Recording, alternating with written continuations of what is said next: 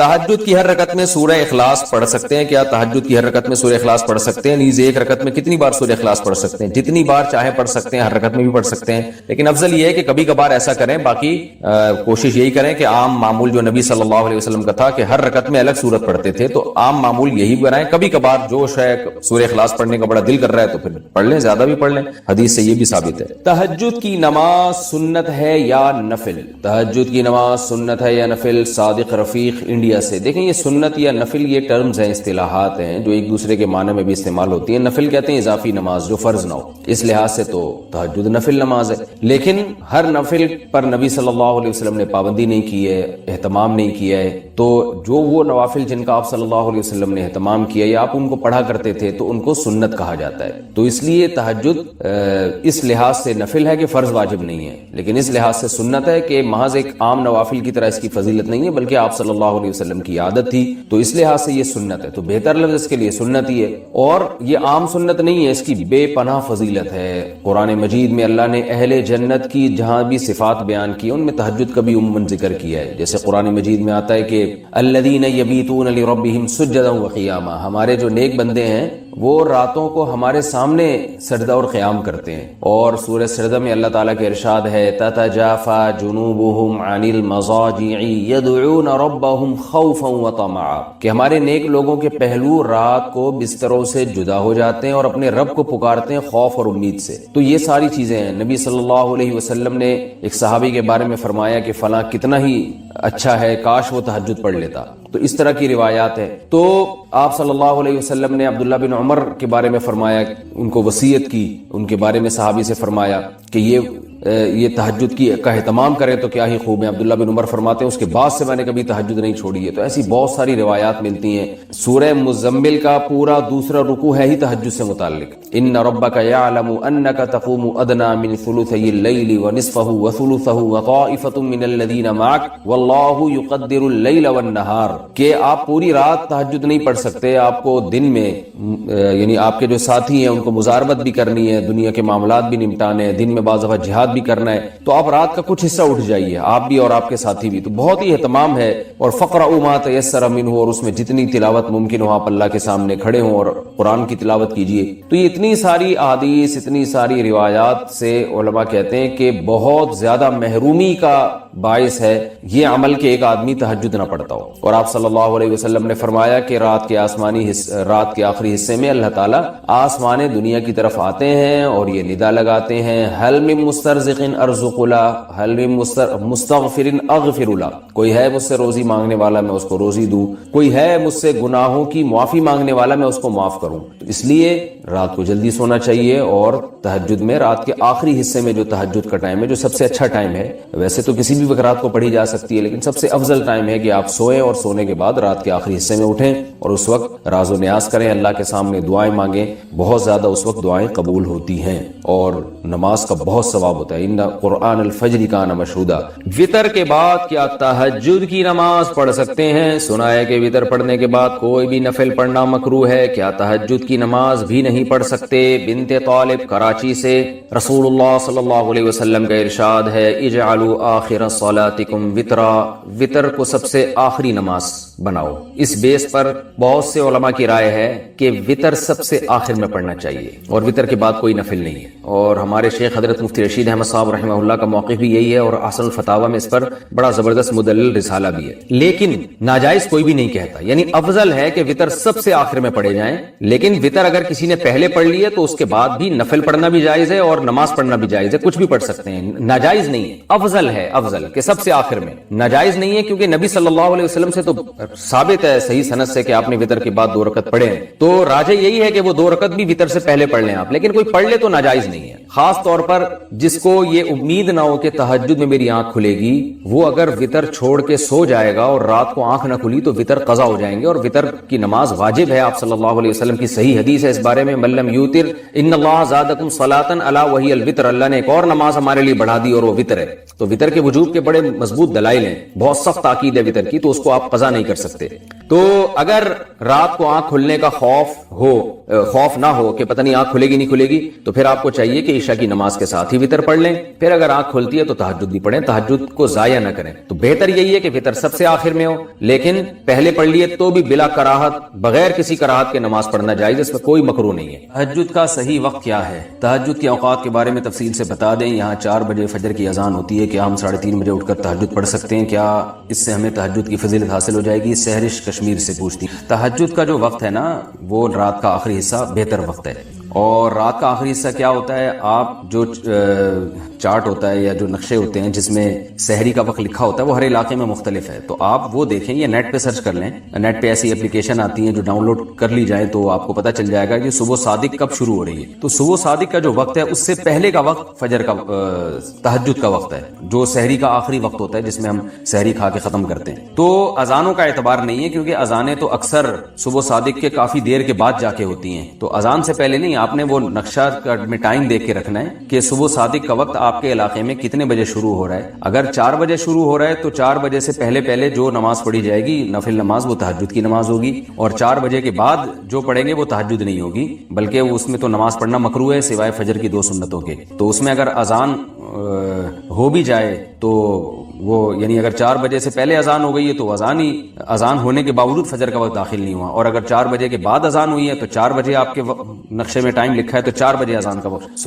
4 بجے صبح صادق شروع ہو چکی ہے. تو اذان کا اعتبار نہیں ہے، وہ نقشے کا اعتبار ہے. اس میں آپ دیکھیں صبح صادق کا ٹائم کیا ہے. صبح صادق کا جیسے ہی ٹائم داخل ہوگا تہجد کا وقت ختم اور فجر کا شروع. مفتی صاحب اس حدیث کے بارے میں آپ نے فرمایا تھا کہ یہ بہت ضعیف ہے کہ اللہ پاک رات کے آخری حصے میں آسمان دنیا پر آتے ہیں اور اعلان کرتے ہیں کہ جس کو جو مانگنا ہے وہ مانگو، میں اس کی وہ حاجت پوری کروں گا. تو پھر رات کو اٹھ کر تہجد پڑھنے میں اللہ سے مانگنے کے بارے میں بتا دیجئے. بھائی میں نے تو ایسا نہیں کہا کہ یہ حدیث بہت ضعیف ہے، رات کے آخری حصے میں اللہ تعالیٰ آتے ہیں. آپ نے میری طرف ایسے ہی نسبت کر دی. یہ تو صحیح حدیث ہے، رات کے آخری حصے میں آسمان دنیا کی طرف اللہ آتے ہیں. حل من مستغفر اغفر له، حل من مسترزق ارزق له. کوئی ہے مجھ سے توبہ طلب کرنے والا، میں اس کے گناہوں کو معاف کروں. کوئی ہے مجھ سے رزق طلب کرنے والا، میں اس کے روزی میں برکت دوں. تو یہ صحیح ہے، میں نے نہیں کہا کہ یہ ضعیف حدیث ہے. مفتی صاحب 5 بھائی اور ان کے بیوی بچے ساتھ میں رہتے ہیں اور 4 بھائیوں میں کوئی کم اور کوئی زیادہ کما لیتا ہے اور ایک بھائی معذور ہے. ایک بھائی نے ساری زمین جائیداد اپنے نام کر لی ہے، اب ان سب کا جائیداد میں حصہ کیسے ہوگا؟ دیکھیں چاروں بھائی جب ساتھ رہتے ہیں اور مشترکہ کماتے ہیں تو اگر کاروبار بھی ایک ہے تو پھر کوئی کم کوئی زیادہ کمائے تو بھی سب اس میں مشترک ہی ہوتے ہیں. جب تقسیم ہوگا تو برابر برابر ہوگا. لیکن سب کا اپنا الگ الگ بزنس اگر ہے تو پھر جو زیادہ کما رہا ہے یا کم کما رہا ہے اس میں جو گھر میں خرچ ہو گیا وہ تو سب میں مشترک ہی ہوگا. لیکن سب نے الگ الگ کوئی پراپرٹی اپنے پیسوں سے بنائی ہے تو وہ اس کی ہوگی. باقی ایک بھائی نے اگر ساری جائیداد زمین اپنے نام کر لی ہے تو اس سے وہ اس کی ہوگی نہیں، یہ ذہن میں رکھیں. یہ نہیں ہوگی ان کی، بلکہ دیکھا جائے گا اس جائیداد میں کس بھائی نے کتنا حصہ ڈالا تھا اس کی خریداری میں. یعنی بڑے بھائی نے اگر مثال کے طور پر یہ کام کیا ہے تو دیکھا جائے گا کہ باقی بھائیوں کا اس میں کتنا شیئر تھا، کتنا ان کی پارٹیسپیٹ کیا تھا یا کتنا تعاون کیا تھا. تو ہر شخص اس میں ان کے ساتھ شریک ہوگا. اور اگر یہ ابا کا بزنس تھا جس میں سارے بھائی مشترکہ طور پر کاروبار کر رہے ہیں تو پھر تو اس میں بہنوں کا بھی حصہ ہوگا. تو بھائیوں نے ابا کے بزنس کو جتنی مرضی ترقی دیں اس سے وہ بھائی اس بزنس کے مالک نہیں بن جاتے. خوب سمجھ لیں. کیا ہری جان کے ہاتھ کا بنا ہوا کھانا کھا سکتے ہیں؟ ہری جان کیا ہوتا ہے بھائی صاحب؟ انڈیا میں ہری جان سب سے چھوٹی ہندو کاسٹ ہے. بھائی کھا سکتے ہیں، ہاتھ کا بنا ہوا کھانا کسی کا بھی کھا سکتے ہیں. اگر طواف کے دوران بھولے سے چہرے پر کپڑا لگ جائے اور یاد آنے پر بھی بدلنے کا موقع نہ ملے تو اس کے بارے میں کیا حکم ہے؟ چہرے پہ کپڑا جان کے لگے بھولے سے لگے، احرام کی حالت میں جو بھی غلطیاں ہوتی ہیں ان میں جان کے کریں یا بھولے سے کریں سب میں جنایت ہی شمار ہوتی ہے، وہ یعنی غلطی ہی شمار ہوتی ہے. تو اب اگر منہ پہ کپڑا لگ گیا تو کپڑا کم از کم 12 گھنٹے تک منہ ڈھکا رہے گا نا کپڑے سے تو دم لازم ہوتا ہے. تو تھوڑا تھوڑا کر کے لگ گیا تو بس جاتے ہوئے چند ریال صدقہ کر دیں گے تو انشاءاللہ وہ جو بھی یعنی احرام کی پابندیوں کی مخالفت ہوئی ہے اس کی خود بخود تلافی ہو جائے گی. دم واجب نہیں ہوتا اس سے تھوڑی اتنی سی دیر لگنے سے. علی گڑھ صاحب جو لوگ زندہ نہیں ہیں ان کے نام سے کاروبار کرنا کیسا ہے؟ کیوں کر رہے ہیں بھائی ان کے نام سے کاروبار؟ کچھ سمجھ سے بالا تر ہے تو باقی کر سکتے ہیں کسی کے بھی نام سے، البتہ ہو سکتا ہے کہ جو ان کے وارثین کو اعتراض ہو کہ ہمارے ابا کا نام کیوں کیش کرا رہے ہو، اگر ان کو اعتراض نہیں ہے تو کر سکتے ہیں۔ اذان میں حی علی الصلاۃ اور حی علی الفلاح پڑھتے وقت رخ دائیں طرف اور بائیں طرف کرنے کا کیا مطلب ہے؟ یہ سنت عمل ہے، دائیں طرف بائیں طرف، غالباً اس کا مقصد یہی ہوگا کہ آواز دونوں طرف پہنچ جائے، ادھر کے لوگوں کو بھی ادھر کے لوگوں کو بھی۔ اگر ادھر لوگ موجود نہیں ہیں تو بہرحال جنات اور فرشتے ہیں ان تک آواز پہنچ جائے، تو اس لیے اس کو دائیں اور بائیں طرف کر لینا چاہیے۔ جنت میں مردوں کو حوریں ملیں گی تو عورتوں کو کیا ملے گا؟ یہ بہت پرانا سوال ہو گیا میرے بھائی، اس کا 20 دفعہ جواب دیا جا چکا ہے۔ دیکھو جنت جو ہے، جنت وہ آپ کی ہر خواہش پوری ہونے کی جگہ ہے، تو جس کی جو خواہش ہوتی ہے وہ پوری ہوگی نا۔ اللہ تعالیٰ نے مرد اور عورت کو ایک الگ الگ جنس بنایا ہے خواہشات کے اعتبار سے، تو عورتوں کو زیادہ مردوں کی خواہش ہوتی نہیں ہے، عورت ایک ہی مرد چاہتی ہے، یہ اس کی نیچر ہے۔ جس عورت کو ایک ٹائم پہ 2 3 3 مردوں کی ضرورت ہو، اس کا مطلب وہ عورت نہیں ہے، اس کی تو فطرت خراب ہو چکی ہے۔ تو مرد ہوتا ہے جو جس میں اللہ نے ڈیزائرز بھی زیادہ رکھی ہیں اور اس کو زیادہ شادیوں کا شوق بھی ہوتا ہے، تو اس لیے اللہ تعالیٰ نے ہر ایک کے جنت میں جو ہے نا، ہر شخص کی خواہش کے مطابق جنت میں نعمتیں رکھی ہیں۔ تو اس لیے مردوں کو اللہ نے، مرد جو چاہتے ہیں ہماری زیادہ بیویاں ہوں، وہ منہ سے بے شک نہ بولتے ہوں شرم کی وجہ سے، یا ان کو خطرہ ہو کہ ایسا نہ ہو بیگم کو زوردار کرنٹ لگ جائے، یہ سنتے ہی شوق میں چلی جائے، وہ ایک الگ بات ہے، گھر کا ماحول خراب نہیں کرنا چاہتے تو، لیکن شوق تو ہوتا ہے، آدمی ہے وہ تو شوق ہوگا اس کو لازمی، اس کی فزیکل ریکوائرمنٹ بھی ہے یہ، تو عورت کو نہیں ہوتا یہ۔ تو اس لیے یہ شوق ہی مردوں کا ہے، اس لیے اللہ نے مردوں کے لیے یہ رکھا ہے کہ زیادہ بیویاں ہوں گی تمہاری، جنت دنیا والی بھی ہوگی، اس کے علاوہ بھی ہو رہے ہوں گی۔ اور عورت کو یہ شوق ہی نہیں، بلکہ عورت کی توہین ہے اس میں، کیونکہ شوہر جو ہے بہرحال سربراہ ہوتا ہے، سربراہ ایک ہی ہوتا ہے، ماتحت جتنے مرضی ہوں۔ ایسا اگر ہم یوں کہہ دیں کہ کئی بیویوں کا ایک شوہر، تو اس میں کوئی عورت کی توہین نہیں ہے، کیونکہ سربراہ ہے نا، ایک ہے۔ اگر ہم یوں کہہ دیں کہ ایک عورت کے کئی شوہر، اس کا مطلب یہ ہوا کہ ماتحت کے کئی سربراہ، تو سربراہ ایک سے زیادہ ہونا آپ کی ذلت ہے اس میں، 6 باس ہیں آپ کے، تو پاگل ہو جاؤ گے بھائی تم تو، اگر تمہارے باس ایک ہی ہوتا ہے، سربراہ ایک ہی ہوتا ہے، اسی میں عزت ہے۔ تو عورت کی عزت اس میں ہے کہ اس کا ایک شوہر ہو، ایک سے زیادہ نہ ہو، اس لیے جنت میں اللہ نے عورت کے لیے ایک شوہر رکھا ہے۔ اور مرد کی عزت اس میں ہے کہ اس کی بیویاں زیادہ ہوں، اس لیے اللہ نے جنت میں مرد کے لیے زیادہ بیویاں رکھی ہیں۔ تو یہ تو یورپ نے اور مغربی دنیا نے مرد اور عورت کو ایک سیم قرار دے دیا، ورنہ حقیقت یہ ہے کہ مرد اور عورت دونوں الگ الگ جنس ہیں، ان کی نفسیات الگ ہیں، ان کے ذمہ کام الگ الگ ہیں۔ خواتین کے ہاں ولادت ہوتی ہے، حیض و نفاس کے مسائل ہوتے ہیں، مردوں کے ہاں یہ نہیں ہوتے، مردوں کے مسائل الگ ہیں، ان کے یہاں کہ محنت مشقت والے کام کرنے، انہوں نے میدان جنگ میں لڑنا ہے، 20 قسم کے، دونوں کی الگ الگ ایکٹیویٹیز ہیں، تو اس لیے دونوں کے ایک دوسرے پہ قیاس نہیں کیا جا سکتا۔ باقی خواتین کو جنت میں بہت نعمتیں ملیں گی جو خواتین کے حساب سے ہوں گی۔ ہر عورت چاہتی ہے، سب سے زیادہ خواہش ہے مجھ میں حسن و جمال بہت زیادہ ہو، تو اللہ نے جنت کی عورت کو بہت زیادہ حسن و جمال دیا ہوگا، پھر کھانا پینا اور خریداری، جنت میں باقاعدہ بازار لگیں گے، تو یہ ساری نعمتیں اللہ تعالیٰ نے خواتین کے لیے بھی رکھی ہیں۔ تو اس لیے کوشش اس کی کرنی چاہیے جنت میں چلے جائیں، ہم کسی طریقے سے چلے جائیں تاکہ ہر خواہش ہماری وہاں جا کے پوری ہو۔ ہاں کسی کو یہ خیال ہو کہ اگر کسی کو خواہش ہی ایسی پیدا ہو رہی ہے، وہ ایک صاحب مجھے کہنے لگے اگر جنت میں کسی کا چرس پینے کا دل چاہ رہا ہے، میں نے کہا چرسیوں کے لیے جہنم ہے بھائی، چرسیوں کے لیے جنت اللہ نے کب کہا کہ ہے؟ تو جنت میں تو پاکیزہ لوگ جائیں گے نا، تو پاکیزہ ہی صفات ہوں گی ان کی، ان کو پاکیزہ چیزیں ہی پسند ہوں گی۔ مجھے اپنے کاروبار میں بہت پریشانیاں ہیں، ایسا لگتا ہے کسی نے کچھ جادو کر دیا ہے۔ جس کو بھی کوئی پریشانی ہو اس کو اس زمانے میں ایسا لگتا ہے کہ کسی نے کچھ کر دیا ہے۔ اللہ تعالیٰ تو کہتے ہیں ما یفتح اللہ للناس من رحمت فلا ممسک لها ما یفتح اللہ للناس من رحمت فلا ممسک لها وما یمسک فلا مرسل له من بعدہ۔ اللہ کسی کو کوئی نعمت دیں تو کسی کا کوئی دنیا کی طاقت روک نہیں سکتی، اور نعمت نہ دیں تو کوئی اس نعمت کو دلوا نہیں سکتا، یہ تو اللہ کا قرآن میں حکم ہے۔ تو اب یہ ان چیزوں میں پڑے رہنا بندش ہے بھائی، محنت کرو، کاروبار تلاش کرو، کاروبار میں پیسہ نہیں مل رہا تو ملازمت کرو، سب کو تھوڑی کاروبار میں پیسہ ملے گا، تو کاروبار کو ترجیح دی ہے شریعت نے، لیکن ہر ایک تھوڑی کرے گا۔ کاروبار بھی لوگوں کا جبھی چلتا ہے جب ان کو ملازم تو ملے، تو کچھ کو اللہ کاروبار کروائے گا، کچھ کو ملازمت سے روزی دے گا۔ تو جس طرح بھی ممکن ہو محنت کریں، دعائیں کریں، میں بھی دل سے دعا کرتا ہوں اللہ تعالیٰ آپ کو کشادہ رزق حلال نصیب فرمائے، باقی ان چکروں میں نہیں پڑے ہیں۔ اور عامل وامل کے بعد چلے گئے وہ تو اور الو بنا دے گا۔ گھر سے مسجد دور ہے اور میں ایک فیکٹری میں کام کرتا ہوں، تو کیا میں سنت چھوڑ کر فرض نماز پڑھ سکتا ہوں؟ سنت موقدہ نہیں چھوڑ سکتے بھائی، کبھی کبھار چھوڑی جا سکتی ہے، لیکن معمول بنا لینا اس کا یہ ٹھیک نہیں ہے۔ مختصر پڑھ لیا کریں، لیکن سنت موقدہ بھی پڑھنا ضروری ہے۔ تو کتنا ٹائم لگتا ہے آپ جائیں. اچھا مسجد اگر بہت زیادہ دور ہے تو پھر تو جماعت کی نماز یعنی مسجد کی جماعت لازمی نہیں ہے. اگر زیادہ دور ہے تو اس کا ایک اندازہ یہ لگایا جاتا ہے کہ اگر بغیر لاؤڈ اسپیکر کے اس مسجد میں زور سے اذان دی جائے اور شور شرابہ بھی نہ ہو تو آپ تک آواز پہنچے گی کہ نہیں پہنچے گی. بعض علماء نے یہ ایک معیار متعین کیا ہے یہ جانچنے کے لیے کہ کس مسجد کو قریب کہا جائے گا, کس مسجد کو دور کہا جائے گا. تو اگر خاموشی کا وقت اور اس مسجد میں فرض کر لیں بغیر اسپیکر کے اذان دی جا رہی ہے چھت پہ چڑھ کے زور سے, تو آپ تک آواز پہنچ رہی ہے تو پھر آپ اسی مسجد کی حدود میں آتے ہیں. اور اس کی تائید حدیث سے بھی ہوتی ہے کہ آپ نے صحابی سے فرمایا تسمعوا النداء, تم اذان کی آواز سنتے؟ انہوں نے فرمایا ہاں. فرمایا پھر مسجد میں ہی آنا پڑے گا, حالانکہ وہ نابینا صحابی تھے. اس سے پتہ چلتا ہے بھائی کہ جس تک اذان کی آواز پہنچ رہی ہے تو وہ, اور اذان کی نیچرل طریقے سے یعنی بغیر لاؤڈ اسپیکر کے, کیونکہ لاؤڈ اسپیکر کے ذریعے تو پھر کہاں کہاں پہنچائی جا سکتی ہے. تو اگر ہے تو پھر آپ کو مسجد جانا پڑے گا, اور اگر وہ نہیں آواز پہنچ رہی تو پھر مسجد کی جماعت معاف ہے.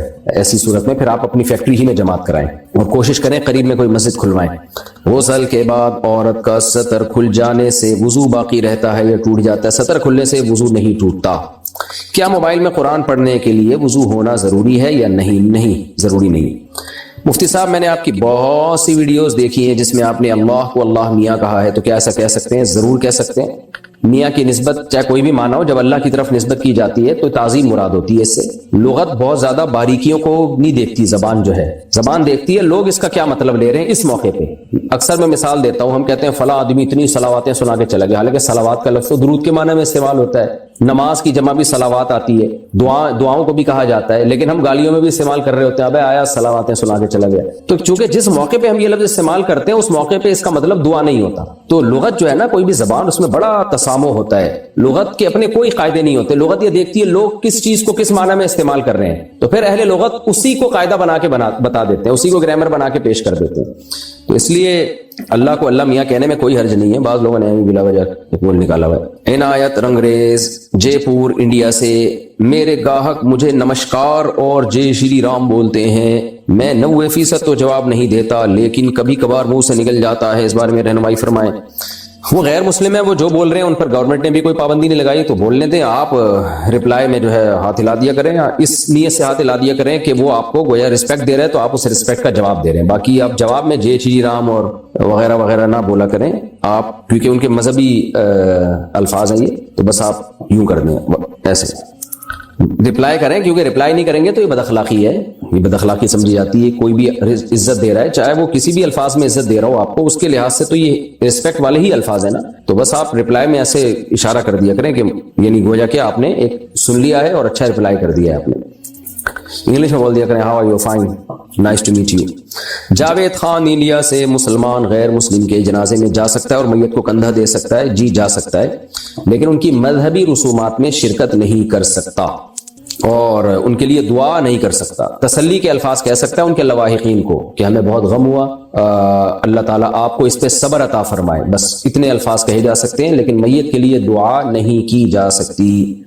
کیا جرابوں پر مسح کرنے والے شخص کے پیچھے نماز پڑھنا جائز ہے؟ سعودی عرب میں سب اس کو جائز سمجھتے ہیں, اور اوقات امامت کرنے والے بھی جرابوں پر مسح کرتے ہیں. تو اس نماز کے بارے میں کیا حکم ہے؟ نہیں, جائز نہیں ہے. یہ جو دلیل دی جاتی ہے کہ ضرورت کی وجہ سے شریعت نے موزوں پر مسح کا حکم دیا ہے تو تاکہ موزے اتارنا نہ پڑے, تو اس لیے یہاں تو ضرورت ہے. اگر ہم موزے اتاریں گے تو ظاہر ہے حرج ہوگا. اس کا جواب یہ کہ ضرورت وہ ضرورت ہوتی ہے جس کو شریعت نے ضرورت مانا ہو. وہ موزے جن کو پہن کے بھی آپ پورے پاؤں دھو سکتے ہیں تو ان کو تو اتارے بغیر بھی پاؤں دھوئے جا سکتے ہیں, تو پھر وہاں ضرورت کہاں سے ہو گئی؟ یعنی یہ جو عام ساکس ہوتے ہیں ان کو تو آپ پورا نلکے کے نیچے رکھو, پورے پاؤں بھیگ جائیں گے آپ کے. یہ آپ کہہ سکتے ہو پھر وہ پریشانی ہوگی, وہ موزے گیلے ہو جائیں گے. تو موزوں کا گیلا ہونا شرعی لحاظ سے کوئی حرج والی بات نہیں ہے. حرج وہ حرج معتبر ہوگا جس کو شریعت حرج مانتی ہے. تو یہ جو موزے ہیں, چمڑے کے موزے ہوتے ہیں جیسے, ان میں تو حرج یہ ہے کہ ان کو اتارے بغیر پاؤں دھونا ممکن ہی نہیں ہے, لہذا شریعت نے کہہ دیا کہ ان کو پہنے ہی مسح کر لیا کرو. جبکہ یہ جو عام کپڑے کے ساکس ہیں ان کو تو اتارے بغیر بھی آپ پاؤں پورے دھو سکتے ہیں, تو مسح کیسے جائز ہو گیا ان کے اوپر؟ اور رہی یہ دلیل کہ نبی صلی اللہ علیہ وسلم سے موزوں پر مسح ثابت ہے, بھائی نبی صلی اللہ علیہ وسلم سے جس طرح کے موزے یا خفین پر مسح ثابت ہے وہ موزے تھے جو جوتے کا آلٹرنیٹ تھے, جوتے کے بغیر استعمال ہوتے تھے, کیونکہ یہ عبادت ہے نا. اور قرآن مجید نے ہمیں حکم دیا پاؤں دھونے کا, تو اتنا واضح حکم بہت ہی واضح دلیل سے تو چھوڑا جائے گا. جس دلیل میں کنفیوژن ہو گئی تو قرآن میں جو پاؤں دھونے کا حکم ہے پھر وہ ترک نہیں کیا جائے گا. ورنہ تو بعض لوگوں نے یہاں تک بھی کہہ دیا پاؤں پہ ٹیشو باندھ کے بھی آپ مسح کر سکتے ہیں. ان کو کیا آپ کس دلیل سے آپ رد کریں گے؟ ان کو پاؤں کا صرف ڈھکا ہونا کافی نہیں ہے, وہ موزے پاؤں میں پہنے ہوئے ہوں جو جوتوں کا آلٹرنیٹ ہوتے ہیں. اس لیے فقہاء نے چاروں ائمہ نے کچھ نہ کچھ شرطیں لگائی ہیں اس پہ اپنے اپنے اجتہاد کے حساب سے, کیونکہ چاروں نے اس چیز کو ملحوظ رکھا ہے کہ بھئی جوتوں کا آلٹرنیٹ کون کون سے موزے ہو سکتے ہیں. پھر کسی نے شرط لگائی کہ نیچے بھی چمڑا اوپر بھی چمڑا, کسی نے کہا نہیں صرف اوپر چمڑا ہونا کافی, وغیرہ وغیرہ. میں ان شرطوں کی تفصیل میں نہیں جاؤں گا, لیکن یہ جو موزے ہیں جو عام موزے آ رہے ہیں تو نبی کے دور میں تھے ہی نہیں بھائی. تو نہ یہ وہ والے موزے ہیں نہ ان جیسے موزے ہیں. ضروری نہیں کہ وہ موزے پہنے جو نبی کے دور میں تھے, بلکہ ان جیسے بھی پہنیں گے تو بھی مسح جائز ہوگا, لیکن یہ نہ وہ ہے نہ ان جیسے ہیں, تو انہیں پہن کے تو کوئی بھی پیدل نہیں چلتا. تو اس لیے کوئی بھی کپڑا پاؤں میں چڑھا لو ہلکا پھلکا سا, یا ٹیشو پیپر باندھ لو, کاغذ باندھ لو, اس سے تھوڑی مسح جائز ہو جائے گا اس کے اوپر. اس لیے ہماری رائے میں ٹھیک نہیں ہے. آپ ان کے اگر یقین ہو کہ امام نے ان موزوں پہ مسح کیا تو اس کے پیچھے نماز جائز نہیں ہے. باقی فتنہ فساد نہ کریں, جھگڑا وگڑا نہ کریں, آپ اپنی نماز پڑھ لیں. اور اگر آپ نے خود نہیں دیکھا تو پھر اس کے پیچھے نماز پڑھ لیں. امام آ کے کھڑا ہوا موزے پہنے ہوئے ہیں تو آپ کو کیا پتا کہ اس نے عام موزوں پہ مسح کیا, ہو سکتا ہے نہ کیا ہو مسح, آپ پیچھے نماز پڑھ لیں اس کے.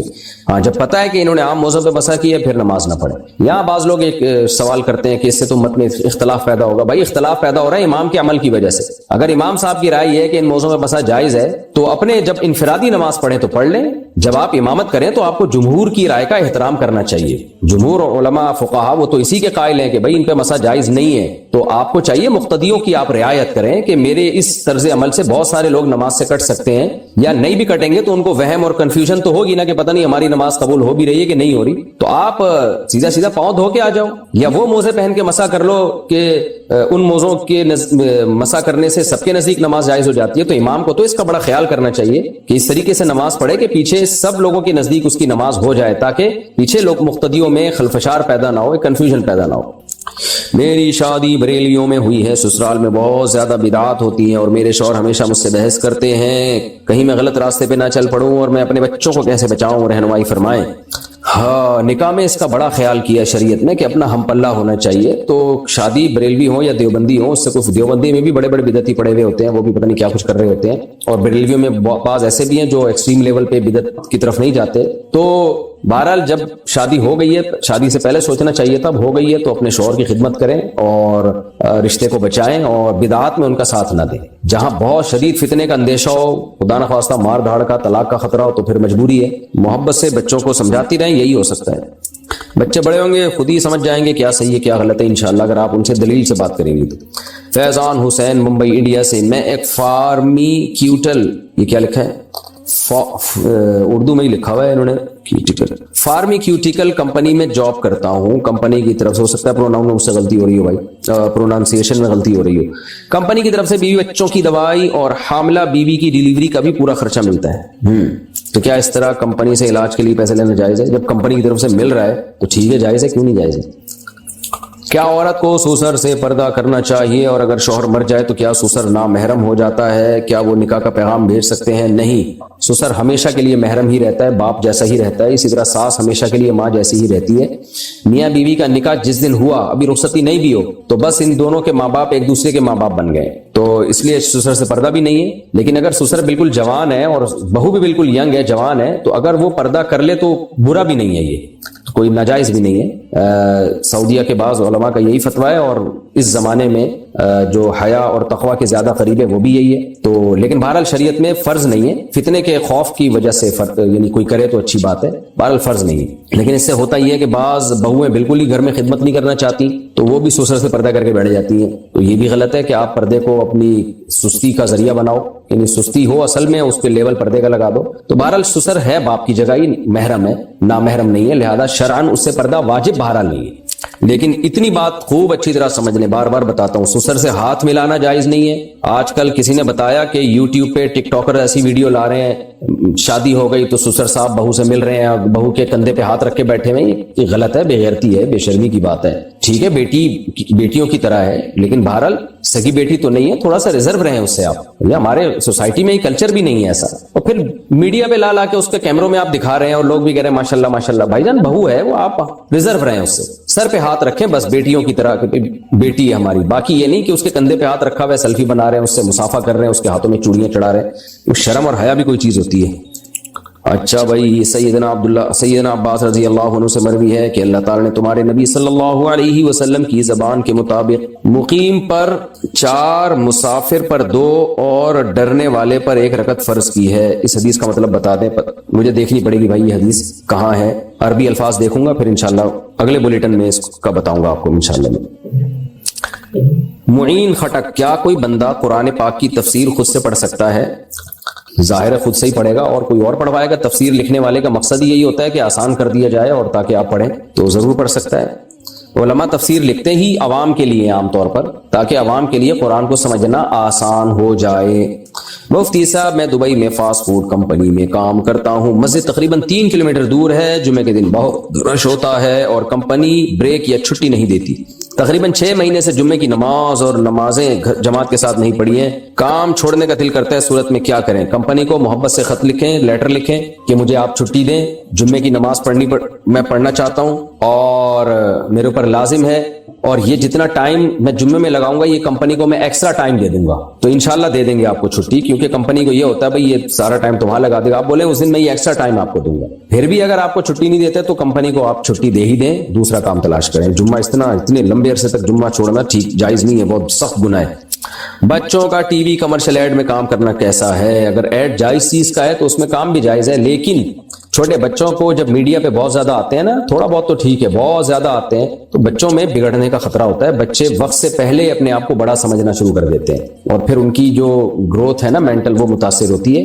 بچے میں بہت زیادہ کانفیڈنس پیدا کرنا بھی ٹھیک نہیں ہے، تو وہ پھر بگڑنے کا چانس اس کا ہوتا ہے۔ بچہ تھوڑا سا بچہ ہی رہے تو کبھی کبھار تو ٹھیک ہے، لیکن زیادہ بچوں کو اس طرح میڈیا پہ لانا اور ان کو جو ہے وہ شو بازی ان میں آ جاتی ہے، پھر تو ان کے اخلاق بگڑنے کا خطرہ ہوتا ہے۔ ایک ولاگر تھے گلگت کے یا پتہ نہیں کہیں ادھر ہی چترال وغیرہ کے، ان کا بچہ بہت ویڈیوز آ رہی تھی، وہ لاکھوں روپے کما رہے تھے اس، لیکن انہوں نے اپنے بچے کو ہٹا دیا وہاں سے کہ بھائی یہ خراب ہو جائے گا، کیونکہ لوگ کمنٹس بھی بچے کے لیے بہت کر رہے ہیں اور بہت زیادہ، تھوڑا بہت تو چلتا ہے، وہ تو کوئی اتنا مسئلہ نہیں ہے، لیکن بچے ہی کا چینل بن گیا، بچہ ہی ولاگ بنا کے ڈال رہا ہے، چھوٹا بچہ، تو ان کے ابا نے وہ بالکل ختم کرا دیا۔ تو میں نے کہا بڑا خاندانی ابا ہے، پیسوں کو قربان کر دیا بچے کی تربیت پہ، ایسے ہی ابا ہونے چاہیے۔ آج کل لوگ کیا کر رہے ہیں، بچوں کی تربیت ایک طرف اور خوبصورت بیویاں لا کے اپنے چینل کو پروموٹ کر رہے ہوتے ہیں، اور ان کے جو ہے وہ ادھورے لباس ہوتے ہیں، اور پیسہ اور غیرت میں جب ٹکراؤ ہوگا بھائی تو غیرت کو ترجیح دو، پیسے کو دوسرے نمبر پہ رکھو۔ رضی انصاری انڈیا سے، میں نماز پڑھتا ہوں لیکن میری والدہ نماز نہیں پڑھتی، میں ان کو نماز کے لیے کس طرح کہوں، اور اپنی بہو سے بہت نفرت کرتی ہیں، برائے مہربانی کوئی دعا یا حل بتا دیں جس سے دونوں میں محبت پیدا ہو جائے۔ دعا بھی کرتا ہوں، میں بھی دعا کرتا ہوں، آپ بھی اللہ سے دعا کر لیں، اللہ دونوں میں محبت پیدا کر دے۔ باقی بہو اگر بے ادبی کر رہی ہے نا ساس کی، تو بڑوں کی جب بے ادبی کی جاتی ہے تو پھر بڑے کے دل میں بالکل 2 ٹکے کی عزت نہیں ہوتی۔ تو آپ اپنی وائف سے کہیں کہ بس میری اماں کو رسپیکٹ ضرور لازمی دیا کرو، آگے سے ٹیڑھا جواب نہ دیا کرو، بس یہ بہت خطرناک ہوتا ہے۔ تو کم از کم اتنے کام کر لے، اور پھر بھی اگر اماں نفرت کرتی ہیں ہاں تو پھر اماں کی ہدایت کے لیے دعائی کر سکتے ہیں، اور کیا کریں۔ بہت سی دواؤں میں جانوروں کے اجزاء شامل ہوتے ہیں لیکن ان پر لکھا نہیں ہوتا، تو اگر کسی دوائی میں حرام اجزاء شامل ہوں تو کیا اس شک میں اس دوائی کو لے سکتے ہیں؟ جو نارمل ڈاکٹروں کی میڈیسن ہوتی ہے اس میں تو حرام اجزاء شامل نہیں ہوتے، البتہ وائٹامنس کچھ ایسے ہوتے ہیں جیسے فش آئل ہے، اب ان کا کیپ جو ہے جیلیٹن سے بنتا ہے، تو اس میں حرام بھی ہوتا ہے حلال بھی ہوتا ہے، تو وہ لکھا ہوا ہوتا ہے ان کے اوپر کوڈ۔ اب تو اس میں علماء نے بہت الحمدللہ ریسرچ کر لی ہے، تو ایسا کہیں شک ہو تو آپ تحقیق کر لیں۔ جو اینٹی بائیوٹک ہوتی ہیں ان میں نہیں ہوتے اس طرح کے حرام اجزاء، یہ زیادہ تر جو وائٹامنز ہوتی ہیں نا گولیاں، ان میں ہوتا ہے یہ، تو ان میں شک ہوتا ہے کہ کوئی ایسا حرام جز شامل نہ ہو، تو ایسے موقع پہ تحقیق کر لینی چاہیے، بغیر تحقیق کے نہ کھائیں۔ اور گوگل پہ بھی تحقیق ہو جاتی ہے آج کل، جامع رشید کا ادارہ ہے حلال فاؤنڈیشن، گوگل پہ لکھیں سرچ کریں اور پھر وہاں سے بھی رابطہ کیا جا سکتا ہے۔ ڈرائیور اور میری غفلت کی وجہ سے سفر میں عصر کی 2 رکعت نماز قضا ہو گئی، تو بعد میں اس نماز کو قضا کس طرح کیا جائے؟ 4 رکعت پڑھیں یا 2 رکعت؟ نبی صلی اللہ علیہ وسلم نے ارشاد فرمایا جس کی عصر کی نماز قضا ہو گئی نا، ایسے ایسے اس کے اہل و عیال سب کچھ چھین لیا گیا اس سے، اور قرآن نے بھی عصر کی نماز کا خاص طور پر اللہ نے حفاظت کا عصر کی نماز کا حکم دیا ہے، تو آپ توبہ استغفار بھی کریں۔ باقی یہ کہ کس طرح کیا جائے، سفر کی نماز جب اپنے مقام پہ قضا کریں گے تو 2 رکعت ہی پڑھیں گے، جو سفر میں نمازیں قضا ہوئی ہیں وہ بعد میں 2 ہی پڑھی جاتی ہیں۔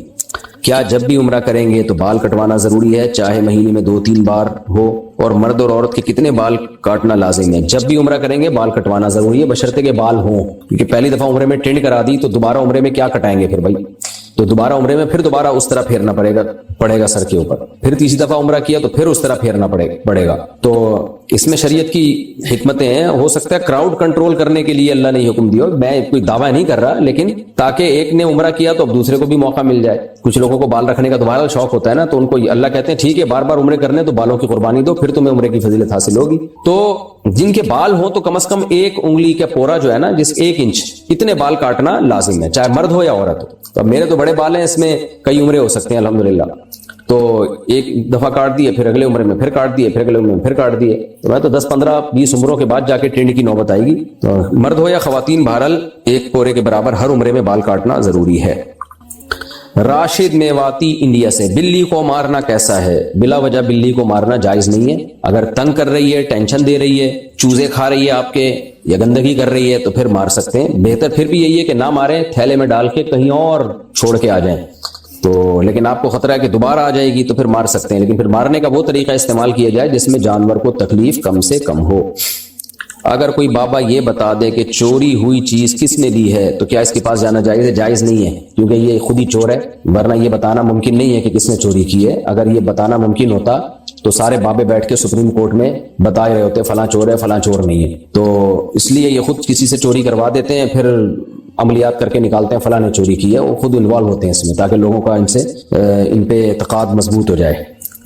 احمد صاحب کراچی, دل میں قرآن کی قسم کھانا ٹھیک ہے یا نہیں؟ اگر ٹوٹ جائے تو کیا ہوگا؟ دل میں قسم کھانے سے کچھ بھی نہیں ہوتا, اور اگر زبان سے قسم کھائی ہے تو قرآن کلام اللہ ہے, اللہ کی صفت ہے, تو اس لیے وہ قسم منعقد ہو جائے گی, اور اس میں توڑا تو کفارہ لازم ہوگا. انس ملک دبئی سے, اگر بیوی اپنا سونا شوہر کو نوکری کے حصول کے لیے اس شرط پر دے کہ نوکری کے بعد آپ مجھے اتنا ہی سونا واپس کرو گے, تو کیا بیوی اس سونے کی زکوٰۃ ادا کرتی رہے گی یا نہیں؟ اور جب شوہر سونا واپس چاہے تو اس وقت سونے کی قیمت میں فرق آ رہا ہو تو اس صورت میں کیا کریں؟ اور اگر کچھ عرصے بعد بیوی شوہر سے یہ کہہ دے کہ یہ سونا میں نے آپ کو تحفے میں دے دیا, تو پھر سونے کی زکوٰۃ کے کیا حکم ہے؟ بیوی نے جب یہ کہہ دیا کہ یہ سونا میں نے آپ کو تحفے میں دے دیا, پھر تو بیوی سے زکوٰۃ ختم. اب بیوی نہیں دے گی, اب شوہر دے گا زکوٰۃ. لیکن اگر صرف قرض میں دیا ہے کہ آپ کی جب جاب لگ جائے تو واپس کر دینا, تو پھر یہ قرض ہے. تو قرض کا اصول یہی ہے کہ جس کو قرض دیا ہو تو قرض دینے والے پر اس کی زکوٰۃ لازم ہے, ہر سال دے گا, بشرطے کہ قرض واپس ملنے کی امید ہو. تو اگر بیوی نے شوہر کو سونا دیا اور بیگم صاحبہ کو یقین ہے کہ میرا میاں بہت اچھا ہے, واپس کر دے گا, تو پھر تو بیوی پر زکوٰۃ لازم ہے. اور اگر دینے کے بعد تھوڑے دنوں میں اندازہ ہو گیا بھائی کچھ پتہ نہیں ہے واپس آئیں گے بھی کہ نہیں آئیں گے, تو پھر زکوٰۃ لازم نہیں ہے. اور اگر جب واپس مل جائے, یعنی امید تھی کہ نہیں ملے گا, لہذا بیوی نے زکوٰۃ نہیں دی, اب اتفاق سے شوہر نے دے دی سونا واپس کر دیا, یعنی بیوی کو امید ہی نہیں تھی کہ شوہر سونا واپس کرے گا, تو شریعت یہ کہتی ہے بیوی پر زکوٰۃ لازم نہیں ہے. تو دے کئی سال کے بعد جا کے اتفاق سے شوہر کا دل آ گیا اور اس نے واپس کر دیا, تو اب کیا جتنے سالوں کی بیوی نے زکوٰۃ نہیں دی ہے وہ اس بیوی پر واجب ہوگی یا نہیں ہوگی؟ تو اس میں دونوں قول ہیں. احتیاط یہی ہے کہ جتنی سالوں کی زکوٰۃ نہیں دی ہے وہ سب دے اب, اور اس کی بھی گنجائش ہے کہ جو زکوٰۃ ایک دفعہ ساقط ہو گئی تو الساقط لا یعود, وہ واپس نہیں لوٹے گی, ہو گیا بس.